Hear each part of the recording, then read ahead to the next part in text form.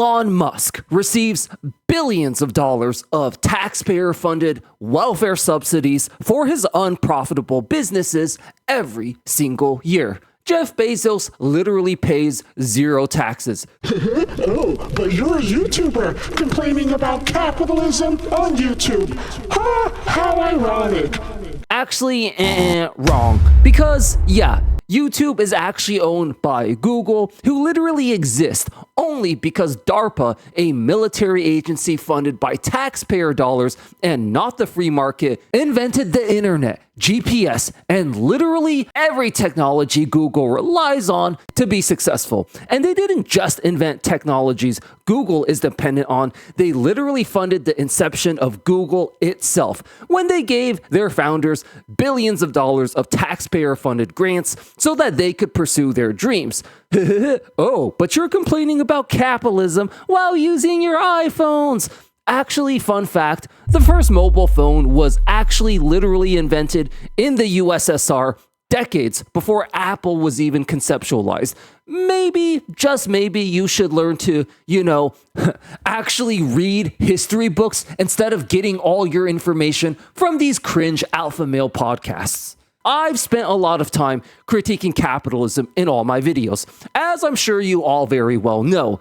But recently, I kind of realized I'm kind of barking up the wrong tree here. I'm kind of chasing a ghost and fighting an imaginary enemy that doesn't really exist. And that's because capitalism itself doesn't really exist. Well, not the theoretical ideal outcome of capitalism anyways. I know this is starting to sound a bit confusing and semantics here, but trust me, it'll all start making sense really soon.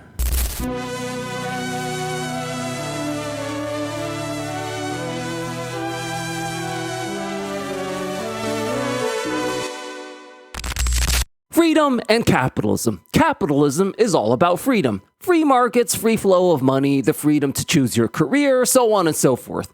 And yeah, ironically, as I'm sure you've all experienced, none of these supposed freedoms actually happens under capitalism. You have no choice, no freedom, but to spend $2,000 a month on rent, even though the earth and land were created totally for free. You have no choice but to spend absurdly unreasonable amounts on food and groceries, even though hunter-gatherers, literal caveman Neanderthals, only had to work 2 hours a day to get over 2,000 calories of organic, healthy, and nutritious food. And because you have to spend so goddamn much money on basic survival needs like rent and food, you now have no money and thus no freedom to choose what other things you want to spend your money on either. And the same thing applies to your career choices as well. Most decent careers these days require extensive and expensive college education, which, yeah, I don't just have $50,000 laying around to have the quote-unquote freedom to pay for.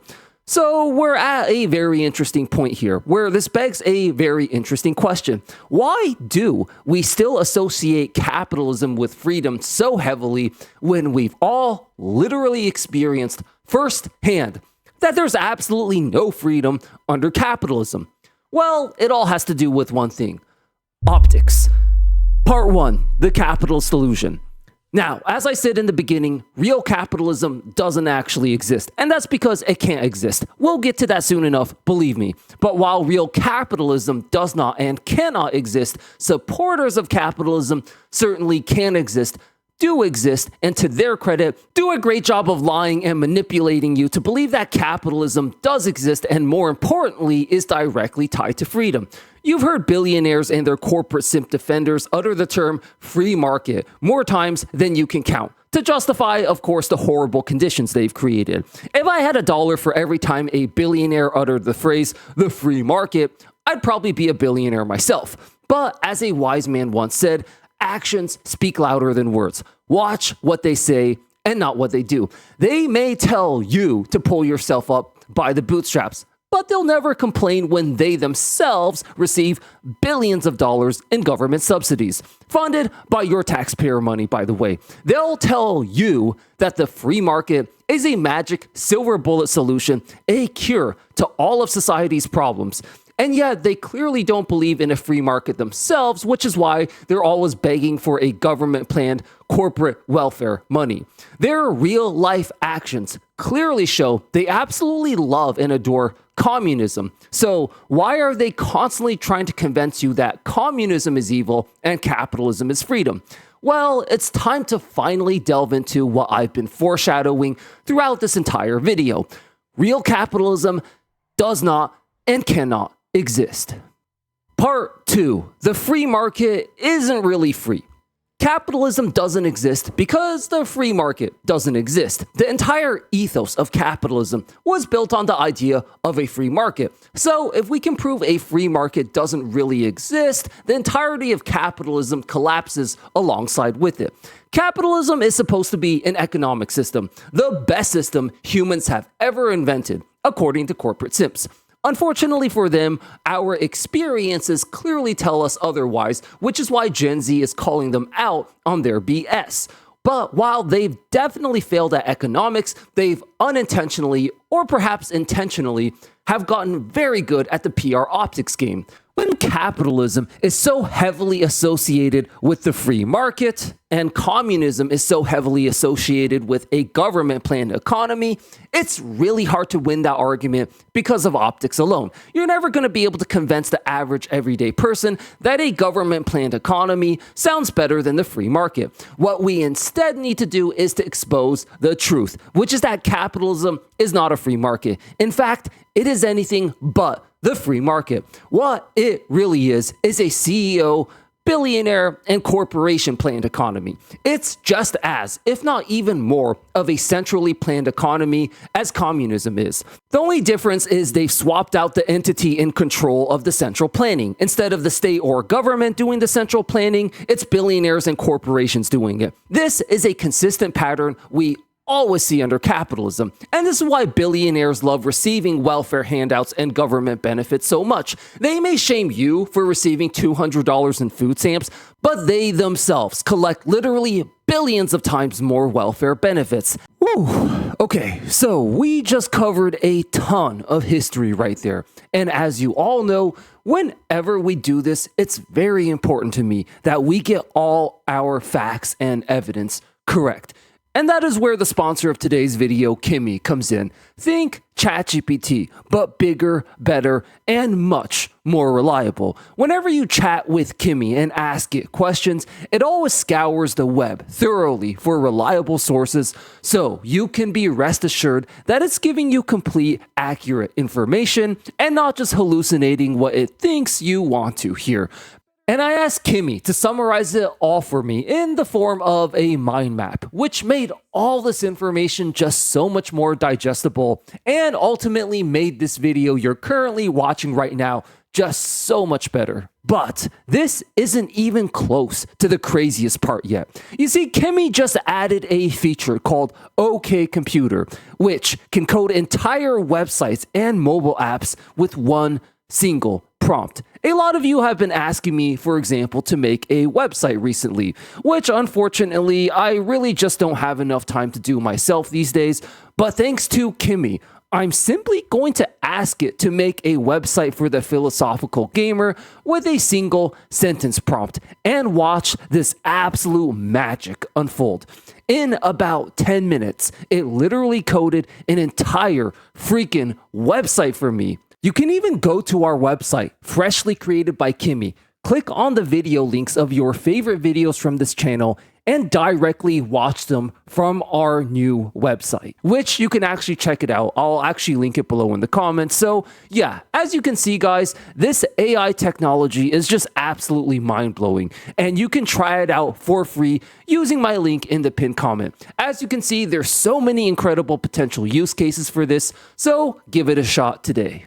As a wise man once said, actions speak louder than words. Watch what they do and not what they say. Part 3, the Gilded Age. So I already know I'm going to get flooded in the comments with, this isn't real capitalism. This is corporatism. It's crony capitalism. It's an oligarchy. It's a corporatocracy, blah, blah, blah. Defenders of capitalism will often deflect to one of these other labels to essentially make the case that real capitalism hasn't been tried yet.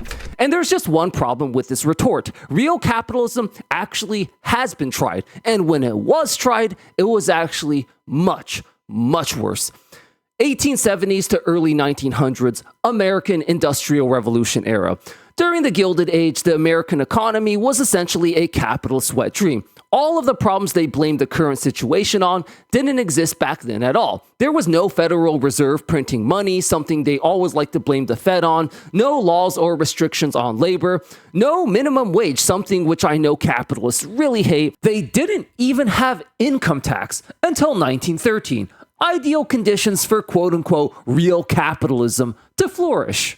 Now, in theory, this should have been a perfect free market paradise where competitive balance flourishes.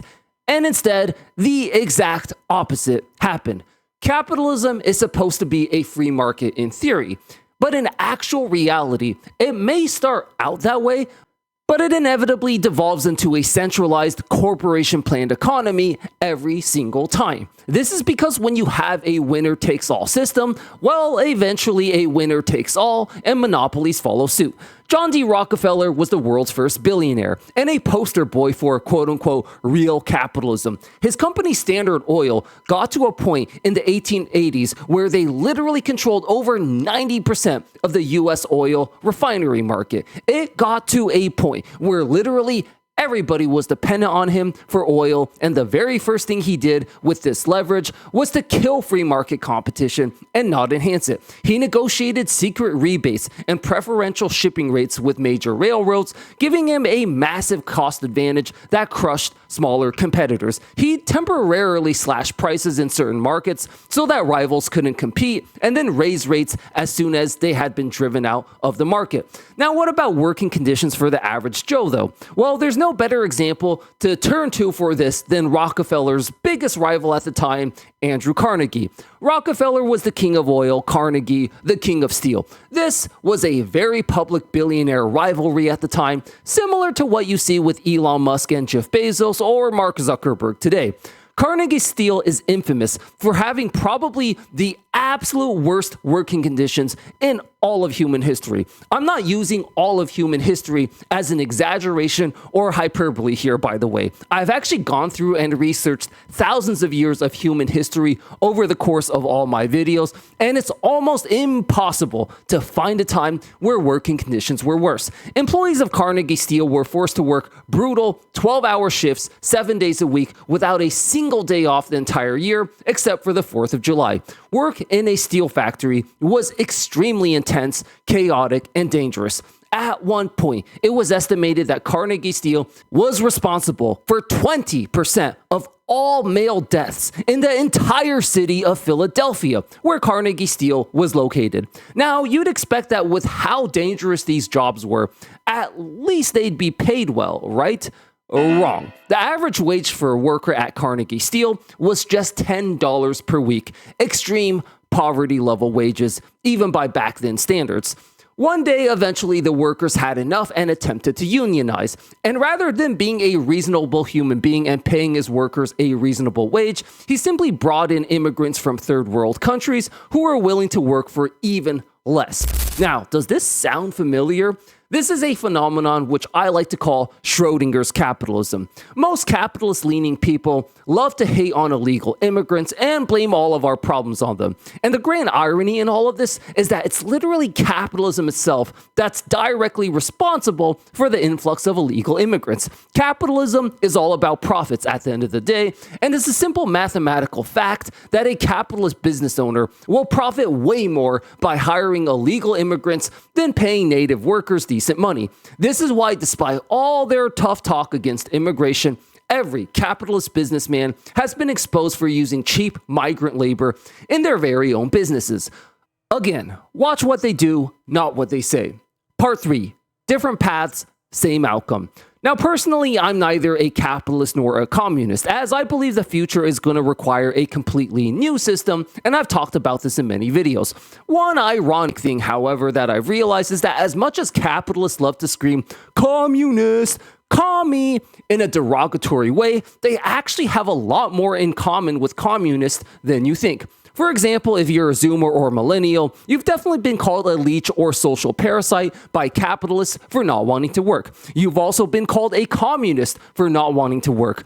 But then when you do actual historical research on how actual communist countries / economies function, you'll see that they literally had a law called social parasitism, which shamed, persecuted, and even criminalized people who didn't want to work. They'll call you a communist, while they themselves literally recite actual communist laws word for word to try and shame you into working. They'll use historical examples of gulags and famines to claim that communism killed over 100 million people, while ignoring the fact that slavery and the many other atrocities of capitalism have killed many times more. And then they'll defend slavery under capitalism by saying slavery happened before capitalism too, which is quite literally the most dishonest revisionist history argument ever.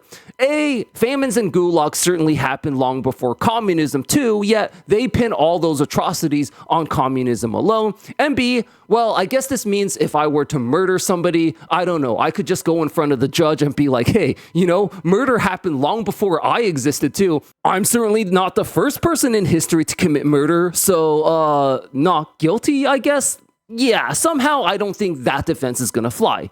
And beyond the optics, the name calling, and the culture wars, the biggest irony that the two economic systems end up with is they lead to very, very similar results in the end anyways. Capitalists love using the term free market because it sounds good, but in reality, capitalism is anything but a free market. It's just as, if not more, of a centrally planned economy as communism is. Except, again, you have corporations instead of the government doing the central planning. And despite the fact that I've literally debunked this in this very video, I'm sure I'm going to inevitably get people in the comments going, this isn't real capitalism. This is corporatism, crony capitalism, oligarchy. I mean, yeah, I guess real capitalism just hasn't been tried yet, right? I mean, maybe, just maybe, if we were to just get every ideal condition exactly right, real capitalism might just work. Wait a second, why does this sound so familiar? Oh, yeah, the same people who literally made it illegal to say that's not real socialism have now come up with 100 ways of their own to say that's not real capitalism. The same people who laugh at you for saying real socialism hasn't been tried yet are now saying real capitalism has never been tried before, except it has been tried before during the Gilded Age, as we just saw. And believe me, what we covered in this video, it wasn't even a tiny, tiny fraction of just how bad it was. You've heard this quote from the great Martin Luther King before. They want socialism for the rich and rugged individual capitalism for the poor. And when you see how much government, taxpayer-funded bailouts and subsidies the rich receive, we all know this to be true. But there's something deeper to this quote that doesn't get talked about quite enough. The fact that the rich themselves would rather live under socialism in the first place exposes the fact that even they themselves intuitively know that capitalism doesn't work. Maybe it's time we look at these billionaire CEOs in a totally different light. Generally speaking, when we look at the list of all the wealthiest people in the world, we think of them as the winners of capitalism. But in reality, based on all the facts we just uncovered, we should probably start looking at them as the winners of socialism instead. All of them, without exception, built their wealth by receiving billions of dollars in taxpayer-funded bailouts and subsidies, undermining the free market with monopolistic practices, avoiding competition as much as they can, and centrally planning the economy via corporations and monopolies. There's nothing free market or capitalist about any of this. They're totally a bunch of communists at this point, which is why, despite what they say publicly, they secretly love communism privately, and all their actions prove it. And the biggest grand irony in all of this is that it's ironically proof that socialism actually has in fact worked. The next time someone shouts at you, "But socialism has never worked," find me a single time in history where it's worked. Well, you can now just respond by saying, "Hey, have you seen a Forbes Top 100 list recently?"